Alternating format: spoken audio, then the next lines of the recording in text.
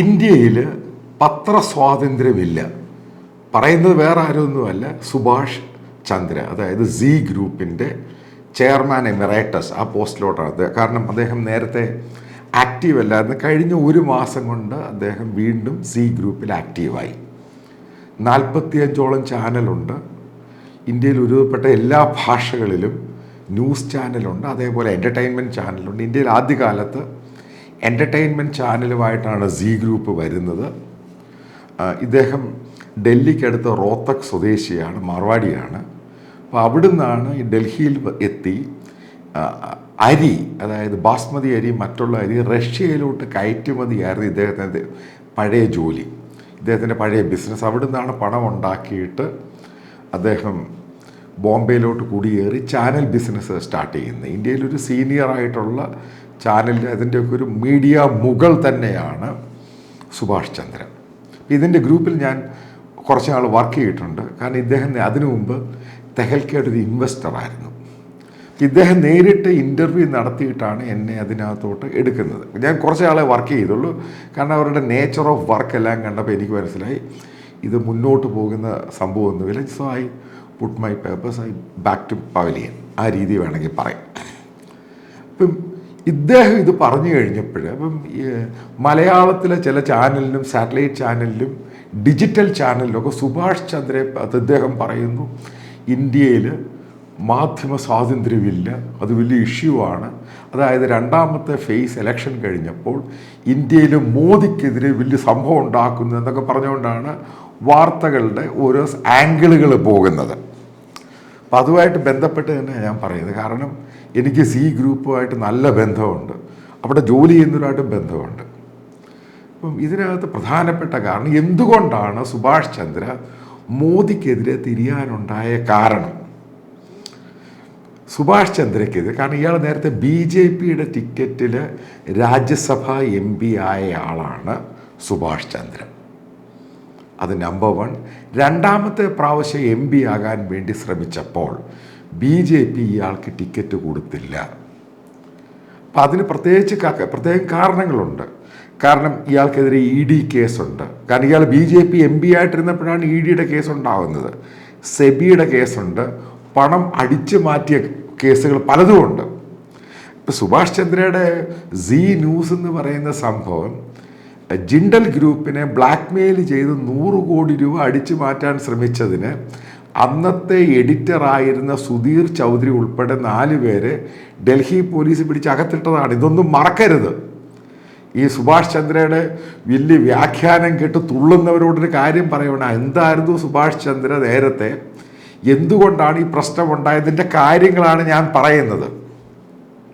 ഇപ്പം കഴിഞ്ഞ സമയത്ത് അവരുടെ എൻ്റർടൈൻമെൻറ്റ് ചാനലും ന്യൂസ് ചാനലും സെപ്പറേറ്റ് ആക്കിയിട്ട് ന്യൂസ് ചാനൽ മുഴുവനും അയാളുടെ അനിയനായ അമിത് ചന്ദ്ര അയാളുടെ കയ്യിലോട്ട് ഇത് കൊടുത്തു. അമിത് ഗോയൽ അയാളുടെ കയ്യിലോട്ട് ഇത് ഏൽപ്പിക്കുന്നു. പക്ഷേ ഒരു കാര്യം മനസ്സിലാക്കുക, അധികം ന്യൂസ് ചാനൽ എന്ന് പറയുന്നത് ഇവരുടെ ഫ്രാഞ്ചൈസിയാണ്, ഇവരുടെ പൂർണ്ണമായിട്ട് ഇവരുടെ ഉടമയിലല്ല. പല ഭാഷയിലുള്ള ചാനൽ വേറെ ആൾക്കാർ ഇൻവെസ്റ്റ് ചെയ്തേക്കുന്നു, ഇവരുടെ പേരുപയോഗിക്കുന്നു, ഇത്ര % ലാഭം ഇവർക്ക് കൊടുക്കണം. ഇതിൻ്റെ എഡിറ്റോറിയൽ പവറൊന്നും സുഭാഷ് ചന്ദ്രയ്ക്കോ അയാളുടെ അനിയനോ ഇല്ല. അത് ആദ്യം മനസ്സിലാക്കുക. രണ്ടാമത്തെ സംഭവം, ഇവരുടെ എൻ്റർടൈൻമെൻറ്റ് ചാനലിനകത്ത് ഇൻവെസ്റ്റ് ചെയ്യാനും ടേക്ക് ഓവർ ചെയ്യാനും സോണി ഗ്രൂപ്പ് തയ്യാറായി. വലിയൊരു എമൗണ്ടിനാണ് ടേക്ക് ഓവർ ചെയ്യാനിരുന്നത്.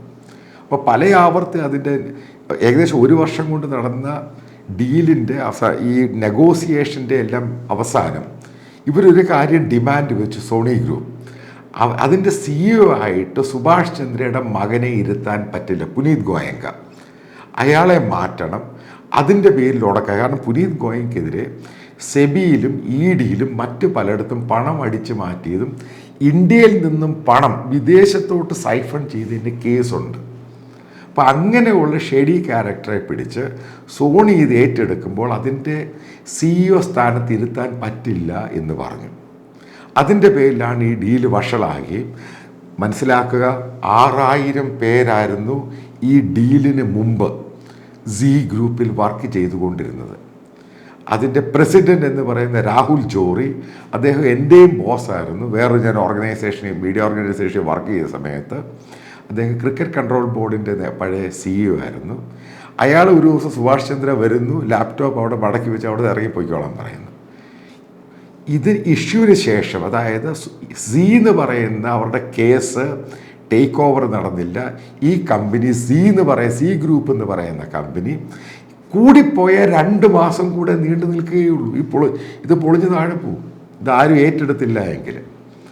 6000 സ്റ്റാഫ് ചെയ്യുന്ന ഇന്നത് വെറും 3000 സ്റ്റാഫായിട്ട് കുറഞ്ഞു. ബോംബെ ഓഫീസിൻ്റെ കാര്യം ഞാൻ പറയുന്നത്. അതായത് പൊളിഞ്ഞ് കാരണം കേസുകളും വെട്ടീരും പണവും തട്ടീരും മാത്രമായിരുന്നു സുഭാഷ് ചന്ദ്ര സി ഗ്രൂപ്പിൽ നടത്തിക്കൊണ്ട്. അത് എല്ലാവർക്കും അറിയാവുന്ന വസ്തുതയാണ്. അതിനെ അന്വേഷിക്കാൻ മോദി ഗവൺമെൻറ് തയ്യാറായപ്പോൾ, കാരണം അയാൾ BJP MP ആയിരുന്ന സമയത്താണ് മോദി ഗവൺമെൻറ് അതിന് ഉത്തരവ് കൊടുക്കുന്നത്. ഈ ED മറ്റുള്ളവരുടെ പുറകെ പോകുന്നു എന്നൊക്കെ പറയുമ്പോൾ മനസ്സിലാക്കുക. ഞാനും നേരത്തെ പറഞ്ഞിട്ടുണ്ട്, സ്വന്തം MP-മാർക്കെതിരെ പ്രധാനമന്ത്രി ഈ മോദി ഗവൺമെൻറ് ഉത്തരവ് കൊടുത്തിട്ടുണ്ട്. അതിൻ്റെ ഏറ്റവും വലിയ തെളിവാണ്. എന്തിനാ സുഭാഷ് ചന്ദ്രയ്ക്കെതിരെ പോകുന്നത്? കാരണം സുഭാഷ് ചന്ദ്ര മോദിയെ പ്രധാനമന്ത്രിയാക്കാൻ വേണ്ടി വലിയ ഗെയിം കളിച്ചിട്ടുണ്ട്. അനുകൂലമായിട്ട് പല വാർത്തകളും കൊടുത്തുകൊണ്ടിരുന്നത്. ഇത് സ്ഥിരം BJP RSSന് അനുകൂലമായിട്ട് വാർത്ത കൊടുക്കുന്ന ഒരു ചാനൽ മാത്രമായിരുന്നു സി ഗ്രൂപ്പ്. അവരുടെ എഡിറ്റേഴ്സാണ് എല്ലാവരും അങ്ങനെ തന്നെയായിരുന്നു. അപ്പോൾ അയാൾ 2ാമത്തെ പ്രാവശ്യം MP ആകാൻ ശ്രമിക്കുകയും സംഭവം നടക്കാതെ പോവുകയും കേസുകൾ വരികയും സി ഗ്രൂപ്പ് പൊളിഞ്ഞു പോകുന്ന ഒരു ധാരണയിലോട്ട് പോയപ്പോഴാണ് സുഭാഷ് ചന്ദ്ര പുതിയ കാര്യങ്ങളായിട്ട് വരുന്നത്.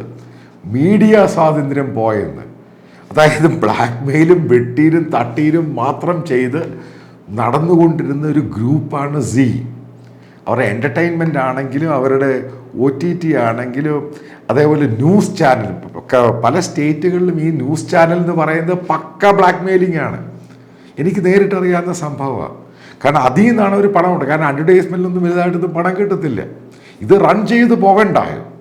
അപ്പം ഇതിന് സപ്പോർട്ടായിട്ട് മോദി നിന്നില്ല. ഇതിൻ്റെ പേരിലാണ് ഇവർ തമ്മിൽ ഉടക്കുണ്ടാകുകയും അവസാനം മോദിയെ തള്ളിപ്പറഞ്ഞു. അതായത് നേരത്തെ നമ്മുടെ സുബ്രഹ്മണ്യ സ്വാമിയെ പോലെ ഒരു സ്റ്റാൻഡ് എടുത്തിട്ട് വീണ്ടും, അതായത് സീന്ന് പൂർണ്ണമായിട്ടും പുറത്തായ ശേഷമാണ് ഇദ്ദേഹം ഡൽഹിയിലായിരുന്നു സുഭാഷ് ചന്ദ്ര. അദ്ദേഹം തിരിച്ച് ബോംബെ വന്നിട്ട് ഇപ്പോൾ മോദിക്കെതിരെ തിരിഞ്ഞ് ഇന്ത്യയിൽ മീഡിയ സ്വാതന്ത്ര്യമില്ല എന്ന് പറയുന്ന രീതിയിലോട്ട് സി ഗ്രൂപ്പിൻ്റെ അധിപൻ, അതായത് അതിൻ്റെ ഫൗണ്ടറും ചെയർമാൻ എമിറേറ്റ്സ് ഒക്കെ പറയണമെന്നുണ്ടെങ്കിൽ കാര്യമായിട്ട് അടി കിട്ടിയിട്ടുണ്ട്. അപ്പോൾ അതിനകത്ത് വർക്ക് ചെയ്യുന്ന പല ആൾക്കാരും പറഞ്ഞു അവിടെ പൂർണ്ണമായിട്ടും മ്ലാനതയാണ്. കാരണം ഈ കമ്പനി പൂട്ടുമെന്ന് പോലും അറിയത്തില്ല. കാരണം പൂർണ്ണമായിട്ടും BJP ഗവൺമെൻറ് ഇതിനെ എതിർക്കാൻ തുടങ്ങി. കാരണം നിയമത്തിൻ്റെ വഴിക്ക് പോകും. നല്ല കേസുകൾ എടുത്തിരിക്കുന്നത്. അപ്പോൾ ഇതിലിവർ പെടുമെന്ന് മനസ്സിലായപ്പോഴാണ് സുഭാഷ് ചന്ദ്ര പെട്ടെന്ന് കോൺഗ്രസ്സിന് വേണ്ടി പല കാര്യങ്ങളും മുന്നോട്ട് വന്ന് മോദിയെ എതിർക്കുന്നത്. അല്ലാതെ ഇവിടുത്തെ മലയാളം ഡിജിറ്റൽ ചാനൽ പറയുന്ന പോലെ പരിശുദ്ധനും ശുദ്ധനും ഒന്നുമല്ല സുഭാഷ് ചന്ദ്ര. പക്കാ കള്ളനാണ്.